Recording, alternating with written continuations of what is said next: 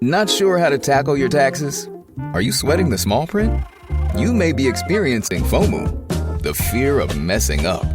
The answer? Using TurboTax on Intuit Credit Karma. They help you get your biggest refund, and then we help you do more with it, with a personalized plan designed to help you hit your money goals. It's time to take your taxes to the max. Start filing today in the Credit Karma app. What most people think.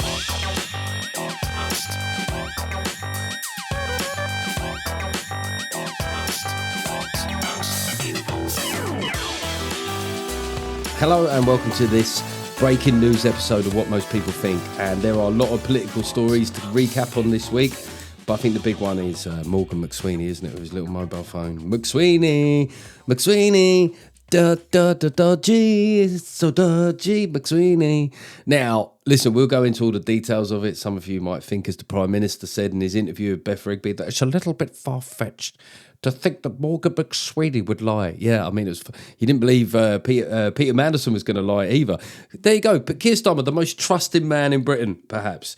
We'll talk about that. There was more Starmer invasion at PMQs, and there was a response by Reform. Angela Rayner is on manoeuvres in a slightly surprising way, which we'll get to later.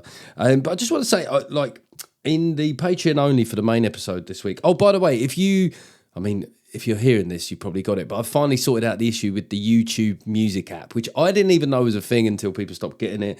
But fuck me, it hurt my head trying to work out how to fix that. I cannot tell you how upsetting it was. Also, just before I started this, I think you get to a certain age where if technology doesn't work, like the paroxysm of fear that can throw me into, the microphone that I plug into this laptop, it just wasn't registering.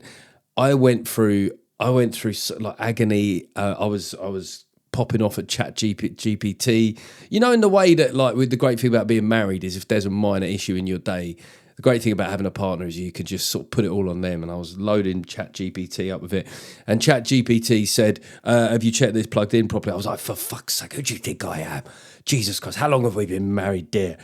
And it wasn't plugged in properly. So there you go. I would just want to talk about a bit of pushback I got. So as I was saying, in the Patreon only this week with Simon Evans, great episode. I sort of defended Saturday Night Live. And there'd be, online this week, I've had a bit of pushback. And I was fully aware that most of the people that follow me and the majority that listen to this podcast will not be sort of like preordained to like something like SNL UK. And it is kind of odd for me because I wrote for the show that SNL UK effectively replaced. So trust me, I've got no reason. Okay, and also I had a couple of people say, well, you want to get on it. There is no way, unless you're like a household name, given that the first people are Tina Fey and Jamie Dornan, you've either got to be Funky Gen Z or a household name, and I am neither of those things. So I'm just saying what I think, as I always do. It might not be on this occasion what most people think, but a couple of people sort of said, it did 250,000 in the overnight ratings, and a lot of people said, well, it's an absolute flop, it's going to get cancelled after one season. No, it's not. You got to understand how the TV landscape has changed for Sky, especially at 10 p.m. for Sky. That's actually not bad going. I mean, I would say it had the benefit of being discussed in almost every newspaper, radio show and everything, but whether they can sustain that, because if that drops to like 150,000, I mean, those are very modest figures. And I think they'll do okay on catch-up viewing. It might be, Sunday morning hangover telly. And a few people said to me, well, a YouTube politics show will get more than that. Yes. I mean, you're just catching up, mate. Like YouTube's politics shows. I mean, if you look at the downloads for something like The Rest Is Politics and Newsagents, there's a lot of stuff that does better than big TV shows. That's part of the problem. What I would say, though, looking at the credits for it at the end, like that with the crew on it, it was like, those films like... those sort of films like fucking Ben-Hur, where the credit scenes just kept going, and then you think, oh, we've done that. No, there's some more credit scenes. So I'm going to guess, I mean, Variety have said that it's 2.5 million an episode, which would be astonishing, but I'm going to guess it's not a cheap programme. And ultimately, as one of my other mates pointed out to me, it is, a monologue and some sketches and some music. But like I say, I just wish it well. There's hardly any TV comedy entertainment being made, so I wish it well. All right, we've had quite a few new Patreons since the last episode. The Patreon community is growing. It's great to see. Thank you very much to everybody who's been a Patreon for a while from the beginning and has joined recently. It enables me to do more of this. You will get the podcast early, ad-free, and with bonus content. You'll get the occasional freebie ticket and special deal. You know, you'll also get the pre-sale on my next tour. So there's loads of other good stuff as well as the weekly basics. We've got new patrons, and also you get your name roasted. Colin Sherlock. I mean, please just tell me your name is no shit. There's nothing else I can say to that. If your nickname isn't no shit, somebody is not doing their job properly in the lads' WhatsApp. Mark Cope. I think Mark is a returning. Is your nickname Can't? Mark Copey. Everyone loves like a nickname where you know, if your name's Pope, you get called Popey. Hey, Copey. Get yourself over it. And it would also be really tough when Mark was in a situation where he wasn't coping. Alistair Gray. Is that you like a luxury kitchen designer? Alistair Gray Kitchens. Alistair isn't in today. He's in Venice. Alistair. They love telling you when Alistair's out of the country. No, Alice is actually away on business. Yeah. Bikram. I'm pretty sure Bikram is a returning patron. So thank you very much for being part of the community again. Michael McNeil. I mean, Bikram, obviously your nickname's Yoga or Yoda, because that would be what would happen. If they call you Yoga, Yoga's coming. Why is it Yoga? Bikram, you know. And then eventually somebody would mishear it and then you'd just be called Yoda and it would be a whole thing you'd have to explain for the rest of your fucking life. Michael McNeil, the most Northern name ever. My name is Michael McNeil. My name is Michael McNeil.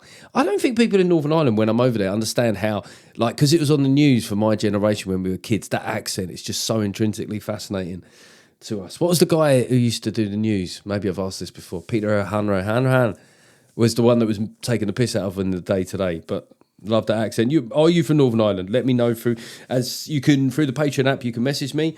Stuart Howitt. I always remember that guy, Peter Howitt from Bread. Do you remember, like, the blonde guy, blonde highlights?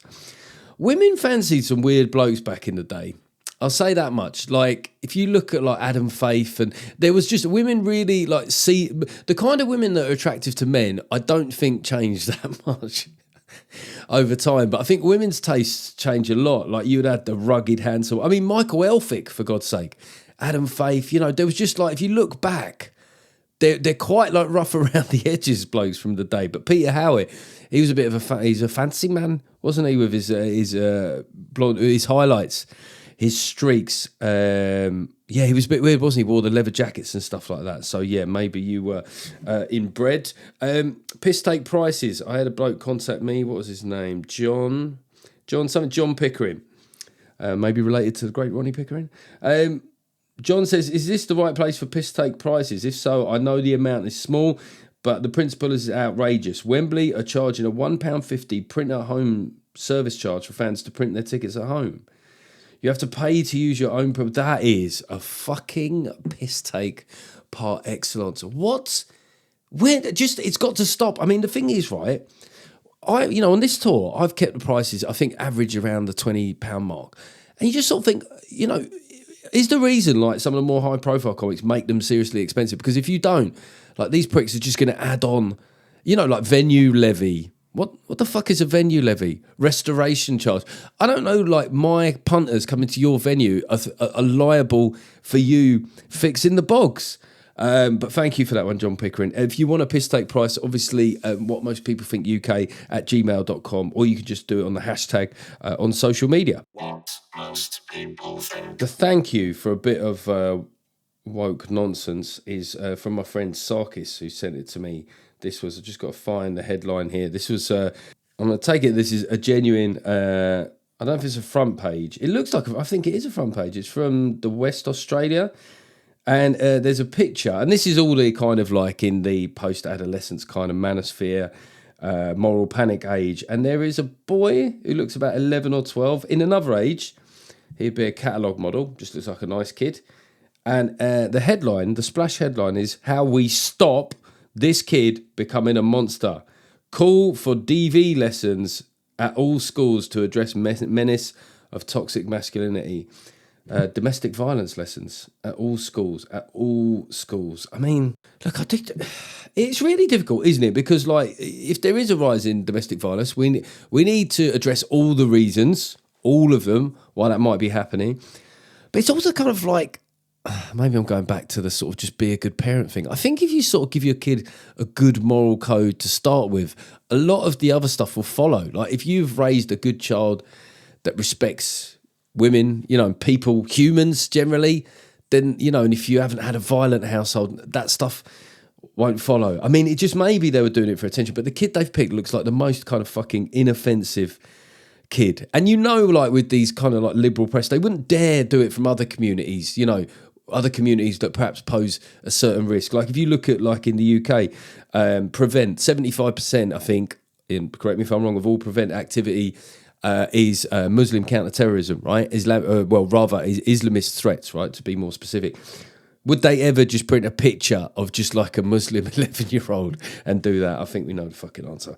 The fuck you is, so this is a story about Bob Monkhouse. So the repair shop, which is a very emotional program, and you know they kind of bring things back to life, they restore them, and there's always an emotional story there. And this one was set to be about Bob Monkhouse's joke book, but it's come to light that somewhere in the production process, they realised that some of the jokes were a bit sexist, and therefore they've canned the episode. You know what I mean? So like the friends and family of Bob Monkhouse, they were kind of set up for this. It was in process, and they've kind of gone, or some of the jokes are a bit sexist. Now, firstly, you have an edit, okay? So you don't have to include every single, unless all of the jokes were like horrifically sexist, like proper, you know what I mean? Like absolute edgelord shit, which I'm struggling to imagine that they were with Bob Monkhouse, right? And secondly, I just hate this shit. I hate the idea that you couldn't like include some of that. Maybe there's a mother-in-law joke in there, you know? That you couldn't include a joke like that and just, you know, have somebody going, you wouldn't be able to say that now, or yeah, that's not appropriate now, but you know what I mean? Like just a little bit of context, or even, as I've been saying on this tour, just remind people of the year that something was made in. I mean, just the idea that media, you know, companies and stuff, you know, and corporations take on our behalf like that, we can't apply fucking context, that we can't sort of decide that what was being said and written in 1980 might be a little bit different in the kind of post-woke era of 2026. So, not the worst thing is, but I reckon that would have been a lovely episode. Do you know what I mean? Bob Monkhouse's missing joke book is a real thing in the comedy community, but just, you know, someone sat there and made a decision. And the problem is, as I've always said with this stuff, is that once someone said it, so say you're at a meeting of producers, right? And like maybe say there's like sort of 6 on the team, maybe 4 of them don't think it's an issue. One of them is not loving it, but thinks, well, we're starting producing it, but one of them is deeply against it. The moment someone says, guys, I really think we need to drop this because they're very sexist and there's a lot of incel culture. And, you know, once they start layering it up, the problem is then you've got to make the argument of, no, I think these sexist jokes should be in the show. And, you know, with your Gareths and, you know, your Tims in the work in television, they're all Gareths and Tims to me. One of those 2 characters in The Office, I don't think you're going to get that pushback. They're just going to go, yeah, no, no, just leave it with me. It's gone. It is gone. Main reason, because I don't want to be gone. Okay, let's talk politics, and we'll start with the mobile phone of Morgan Mcweeny.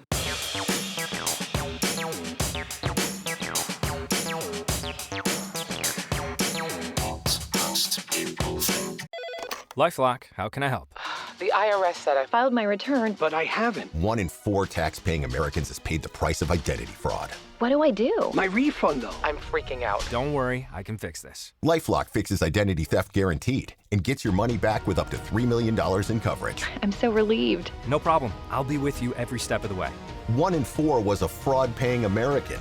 Not anymore. Save up to 40% your first year. Visit LifeLock.com/podcast. Terms apply. So let's sketch out a rough timeline for this shit. Back in September, was it September of last year? Was it September? Mandelson gets sacked because of the revelations about proximity to the... I mean, I've said this before about Jeffrey Epstein. How do you describe him? The late paedophile, historic paedophile. I mean, some of them make him sound like he was good at being a paedophile. That's the problem. I think the best one I've heard in the news was dead paedophile, just dead paedophile. I think that's all he really deserves. And then in October, so a month after that, and where I believe that there are meetings, and it is in the public domain that people in the Number 10 team have said, oh, they're going to come looking for our phones. And then in a completely unrelated event, in October, mid-October, I think, of last year, Morgan Mcweeny mobile phone was snatched. So, when it comes to them currently trying to respond to the Tories' humble address to find all information relating to this appointment, not only does he have disappearing messages on his work phone, his personal phone was stolen and it wasn't backed up. I think that's right, but feel free to correct me if I'm wrong. But anyway, the stuff that he said and wrote and sent, suddenly it's not around, okay? And then, there was some suspicion from people, political journalists, about whether or not the phone was stolen at all. Then there was a transcript from the Met Police. I mean, first I was saying, we'll come to Keir Starmer's interview in a minute, but Keir Starmer said the whole idea was far-fetched. What is he, like? Is he one of the fucking railway children? Is he that innocent to believe? I mean, he's literally pissing on our shoulder and telling us it's raining, that he hasn't been around politics long enough to know that that is not far-fetched at all. It might not be the truth, right? It might be that this was a complete theft, but it's not far-fetched, Keir. And also, is it that far-fetched when it comes to Morgan Mcweeny? Because the thing about journalists, what I've learned, doing the Times radio show, is if they're still talking about something, right, is something there. There's something that they're being tipped off by someone that means they can't necessarily say that in the public domain, but there is something there, right? And the transcript, slightly oddly, of Morgan Mcweeny registering this theft has been released by the police. And in the phone call, it's slightly odd because he kind of, on the one hand, it does seem like a completely honest registering of a mobile phone being lost, but he's not that quick in coming forward with the main information, I would say, which is, oh, by the way, I'm one of the most important people in government, and there might be national security shit on this, people's personal numbers, you know what I mean? Like, people could track the Prime Minister's mobile phone. And none of that. He just says, I work for the government, which could also be, something be said by a minor character in fucking Parks and Recreation.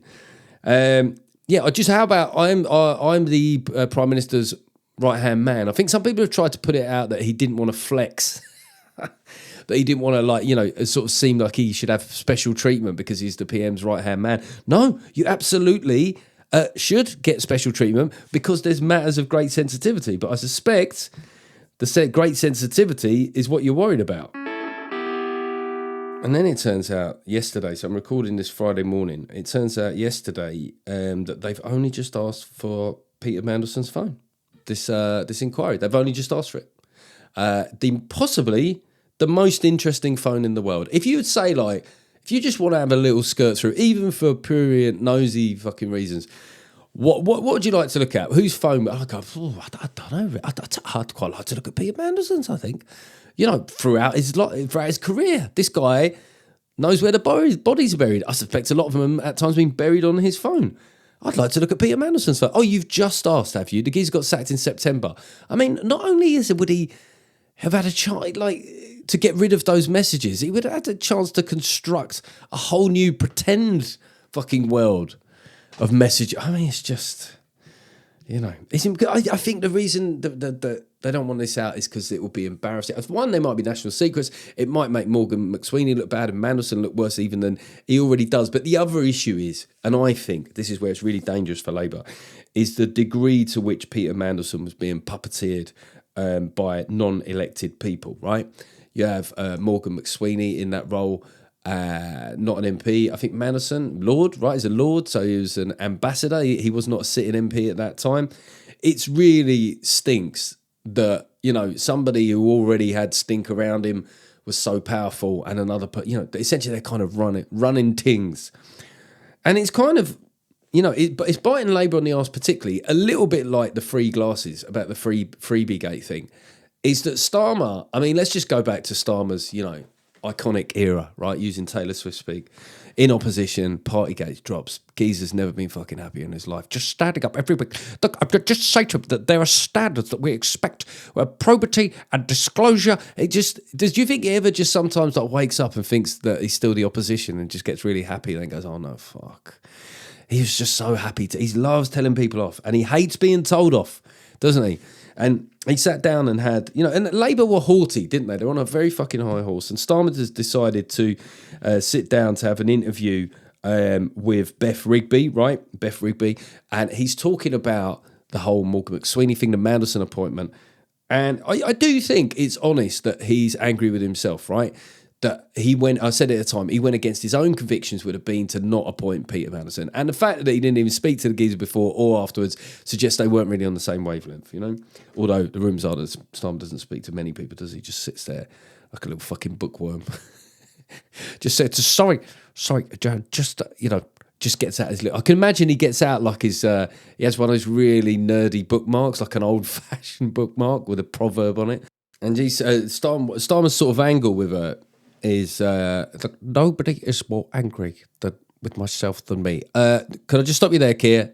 Yes, there are a lot of people more angry with you than you. Okay, I struggle to believe that, mate. You're you've got the lowest approval ratings of any prime minister since records began. I think that when you say no one's more disappointed with you than yourself, I would say the whole country to a degree, and a lot of the people that voted for you. What most people think. So this story's running, man, and good journalists, people like Stephen Swinford, Lewis Goodall as well, people across the political spectrum, they know there's something here, so they're going with it. And if it does come out, I don't think it will now, because I think Peter Mandelson, he'll know where to bury a text message here or there over the years. I think they have asked for his phone that, but like I say, the moment has fucking passed, I suspect. But if stuff does come out showing that Starmer was essentially being puppeteered, and, if you throw that in with the May elections, as much as, it's not good timing for the Labour Party with the war, I think it could make his position untenable. But increasingly, you sort of go, where do Labour go, really? They had their kind of moment, didn't they? Old Anas Sarwar went over the top like one of those old World War I guys. The whistle's gone, and then he's halfway across no man's land. He turns around and goes, where the fuck is everybody? I don't know why he says it like Ewan McGregor. Have I ever done my Ewan McGregor accent on it? Ewan McGregor. He always said slightly strangulated at the back of his throat. Ewan McGregor. Sick boy. Beg bear. Choose life. Anyway, I think I do have ADHD. But where are they going, right? Where are they going if they oust him? Ed Miliband? No, I don't care. Like people, Ed Miliband is the ultimate when you're in a room with Ed. Yeah, but we're not. Okay, and the British public wasn't, and they didn't vote for him. It'd be fucking mental. He would be, like, giving him the job would be like, like a Premiership club get relegated that shouldn't have. Say, for example, I don't know, like a very big club from North London next year. So you sort of go, right, whoever that is in charge there, they're coming back up straight away. And that was kind of Labour under Ed Miliband. And like, they didn't. They lost in the playoff final. And so he's not getting another go. Wes Streeton has had his wings clipped. A couple of the others have been manoeuvring. John Healey, who was on a fucking interview the other day, didn't seem to know how many ships Britain had. He's a defence minister. Good. It's going really well. Angela Lena. I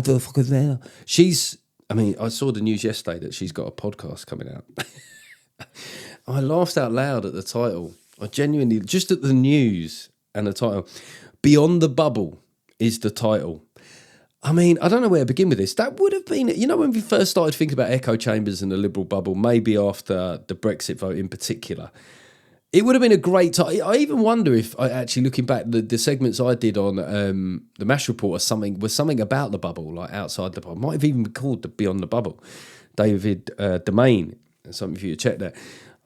So it would have been a great title then, but now... Beyond the Bubble as well. Beyond the Bubble could be a lot of different things. It could be a podcast about champagne enthusiasts, you know what I mean? It could be about the history of Aero as a chocolate bar.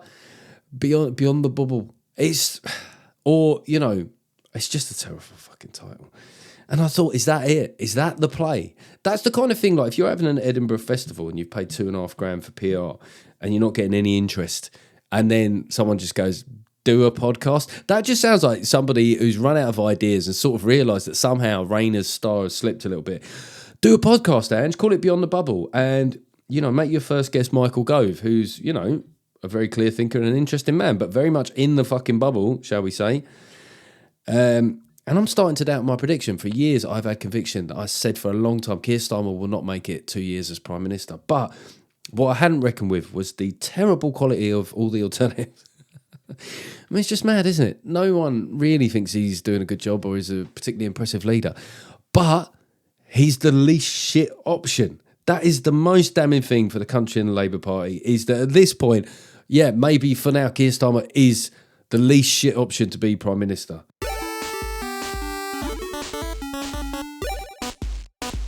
All right, I know people will fast forward this bit. So gigs coming up in ports of Winchester, Ilkley, Lancaster, the Norwich ones that are sold out, London, Brighton, that's it.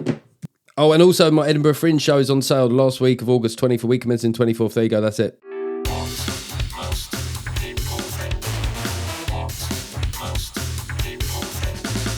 Okay, so we'll talk about PMQs, but through the prism of reform.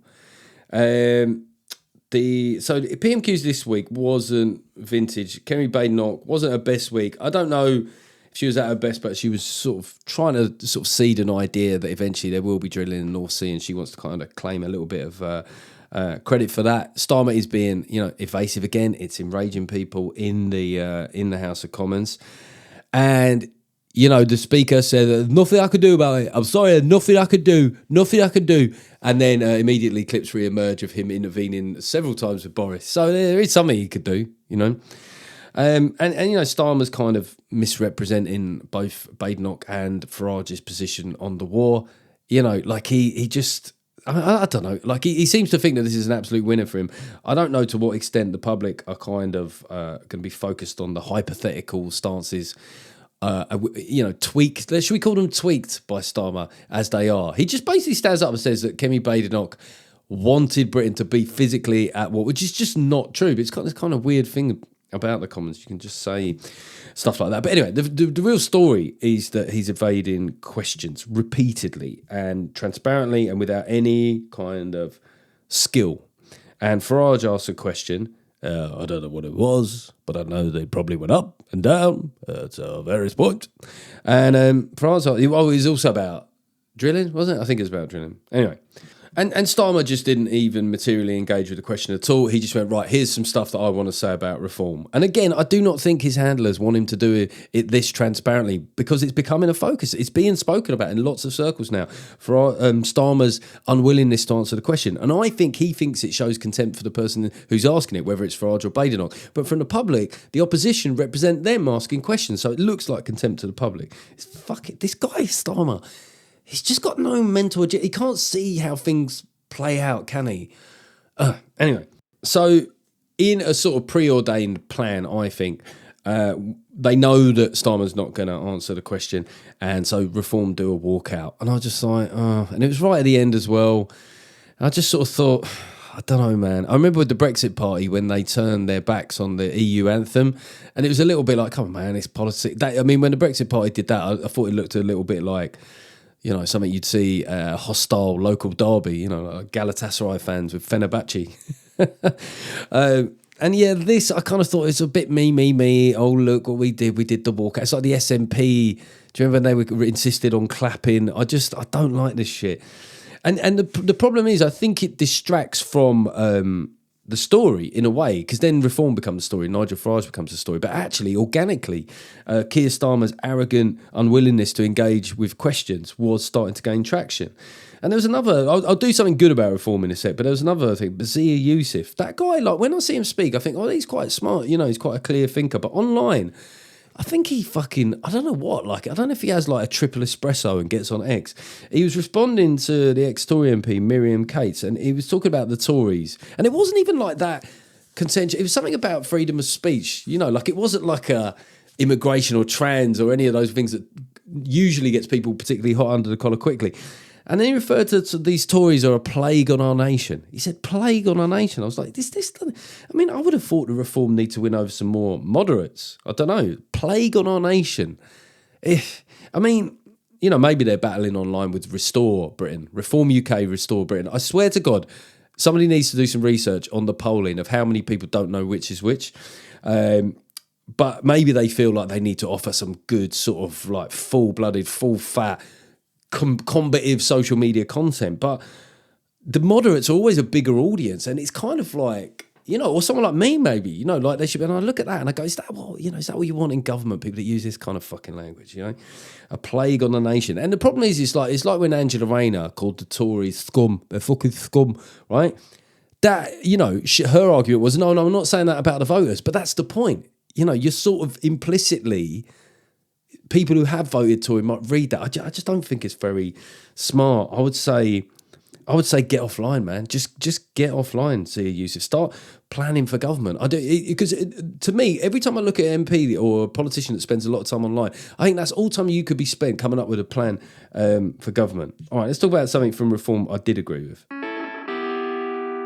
So Nigel Farage, again, you know, maybe because he just wants to be in the news, you know, so Nigel Farage he did I'm a Celebrity. Okay, so we can presume that the guy likes a fucking attention.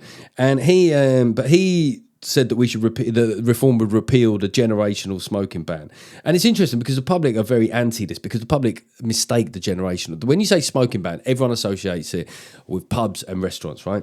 And what was that, 2007? And people generally at the time, I remember there was hostility to it. Do you remember the arguments at the time? It was like, well, you're going to smell everybody's farts. I go, yeah, but I might not get, you know, secondhand smoke lung cancer. So I'll take the farts, really. There was a lot of smokers just were... Smokers are amazing, man. I've always respected the power of the addiction, like the things that they'll grab at on the way down. You'll smell farts. I'm like, just accept that you're going to have to go outside for a cigarette, all right? And I used to work in comedy during that era. It was awful. Like, do you know what I mean? I would go back to the hotel room and I'd put my kind of stage clothes in the heat, and you would just, the hotel room would smell like a pub in the morning. It's one of those weird things where you go, yeah, that probably went on longer than it should. But anyway, that's what people think Farage are responding to, but it's not. In the fag end, excuse the pun, of Rishi Sunak's premiership, when he realised he literally couldn't do anything, he had no money, no time, he came up with the generational smoking ban, right? And the idea that the age of consent for smoking would go up and up and up and up, and eventually you'd just have people that just didn't smoke at all.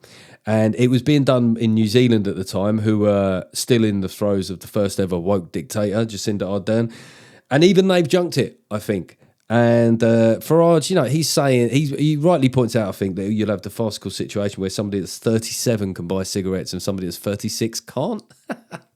That might be a little boost for the old confidence, right? You go in cigarettes, right, ladies? Hey, you like being told that you look young? Go in there, try and buy some fags, and then a person goes, "Go see your ID." Sorry, you're not old enough. I would just go in there every day just to hear that. I hate smoking, man. I hate smoking. My mum smoked. She died of lung cancer. You know, I've every reason. In the same way, I have every reason to hate SNL UK. But I just don't know if it's the state's role to just kind of just remove and ban things. I always think we do seem to have given up on education. I think. I suppose maybe the problem with smoking is they went literally as far as they could with that, and people still do it. You know what I mean? They literally just showed like fucking people's eyeballs popping out of their head. That was the only time I've ever considered smoking, actually. I was like, wow, they're showing that and people are still doing it. Maybe it is a great hobby. There you go. A lot of subjects covered there. Obviously, as a Patreon, if you've got any feedback, leave it in the comments section on the show. You can email me whatmostpeoplethinkuk at gmail.com. We've got, wherever you get the podcast out, and let's be honest, it's an increasing amount of place. Fucking YouTube, YouTube Music app, YouTube Video, Spotify, Overcast as well. The percentage of people that listen on Overcast, when did that become a thing? Message me. Genuinely, do you listen on Overcast? Why? Why do you listen on Overcast? Is it because it looks like an app from the 90s? I don't know.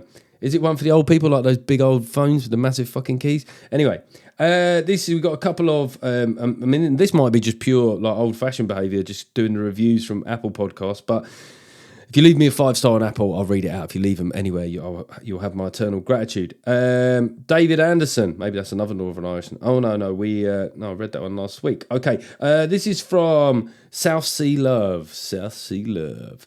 This is a fantastic podcast, and I look forward to every episode. It's comedy, but current affairs and politics are often discussed.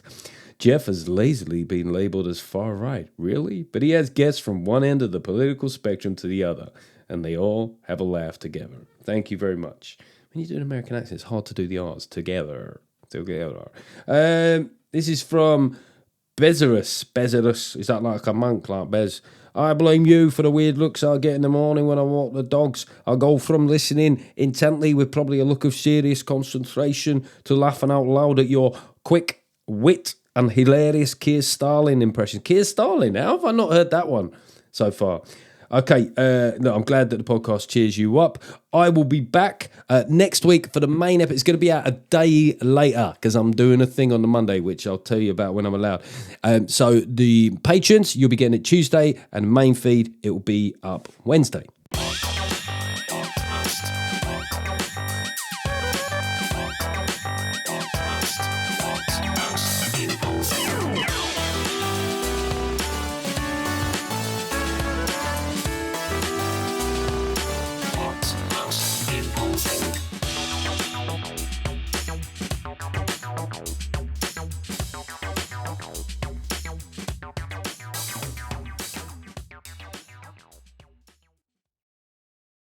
The college basketball playoffs are here, and now you can trade the tournament in all 50 states on Kalshi. Michigan State is currently trading at 50% to beat Connecticut. That means a $100 trade pays out $193 if they win. On Kalshi, you're trading against peers in a live market, meaning there's no house. And as the odds move, you can buy in and out of your position all tournament long. For a limited time, download the Kalshi app, use code HEART to get $10 when you trade 10. Kalshi, Kalshi. Trade on anything.